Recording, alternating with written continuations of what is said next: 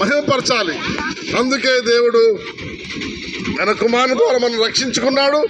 ఆయన వెల ఇచ్చాడు, ఆయన వెల చెల్లించాడు, మనం రక్షించాడు.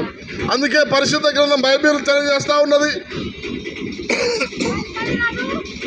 2 కొరింథీయులకు రాసిన పత్రిక 5వ అధ్యాయం 21 మనం చూస్తే ఆయన అంటున్నాడు, మనము దేవుణ్ణి తెగునట్లు పాపమెరగని ఆయనను మన కోసము పాపముగా చేశాను అంటున్నాడు. చూడండి, ఆయనలో పాపము లేదు, ఆ నోటిలో కపటము లేదు.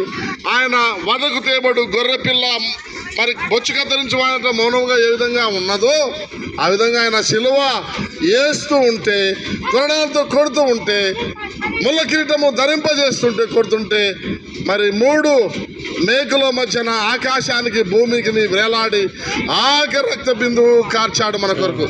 అందుకే సోదరి సోదరులారా, పరిశుద్ధ గ్రంథం బైబిల్ తెలియజేస్తా ఉన్నది. ఏమని తెలియజేస్తా ఉన్నదంటే, మనము దేవుని నీతి అగునట్లు, మనము దేవుని నీతి కావాలంటే మన పాప శాపము నుండి దేవుని నీతి మనకు రాదు. మరి ఎవరి నీతి అంటే యేసుక్రీస్తు నీతిమంతుడు గనక ఆయన నీతి మనకిచ్చాడు. మన పాపం ఆయన మీద మోపాడు, ఆయన ఆ పాపము ద్వారా సిలువ వేయబడ్డాడు. అందుకే మనము దేవుణ్ణి తగినట్లు మన పాప శాపము నుండి విడిపించి తన కుమారుని యేసునే పాపిగా చేశాడు. మన శిక్ష ఆయన మీద మోపాడు, మనను విడిపించాడు. మనము రక్షణ పొందుకొని దేవుడుండే లోకము చేరుకోవాలి.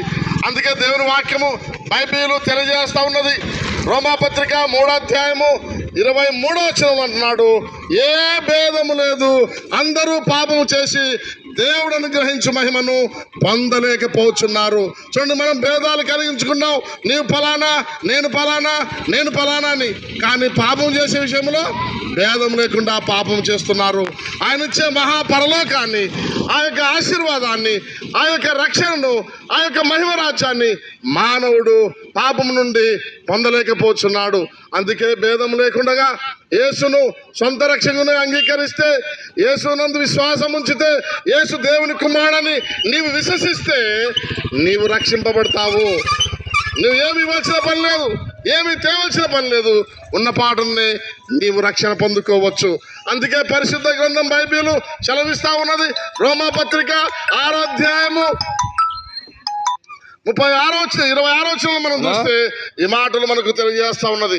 పాపము వలన వచ్చు జీతము మరణము. చూడండి, పాపము నుండి చనిపోతే, పాపములో నుండి చనిపోతే మనకు ఏమొస్తుందంటే జీతము, మనకు మరణం వస్తుంది. ఆ మరణము తప్పించుకోవాలంటే మరి యేసు క్రీస్తు ద్వారా రక్షణ పొందుకొని